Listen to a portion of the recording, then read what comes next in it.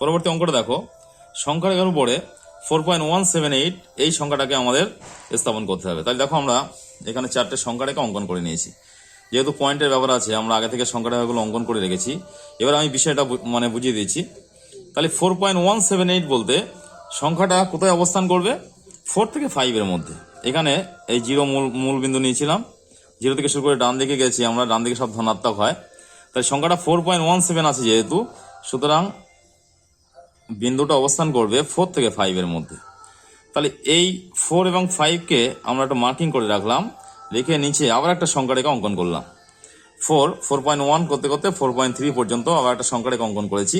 পরবর্তী আছে দেখো, তাহলে 4.178। তাহলে 4.178টা কোথায় অবস্থান করবে? তাহলে 4.1 থেকে 4.2 এর মধ্যে পরবর্তী বিন্দুটা অবস্থান করছে। তাহলে আমরা ওটাকে মার্কিং করে নিলাম, নিয়ে আবার একটা সংখ্যারেখা আমরা অঙ্কন করলাম।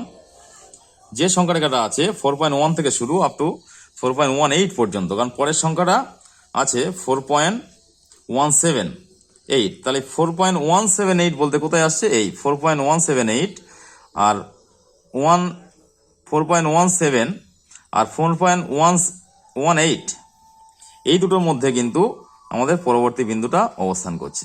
4.17 এবং 4.178 এর মধ্যে বিন্দুটা অবস্থান করছে।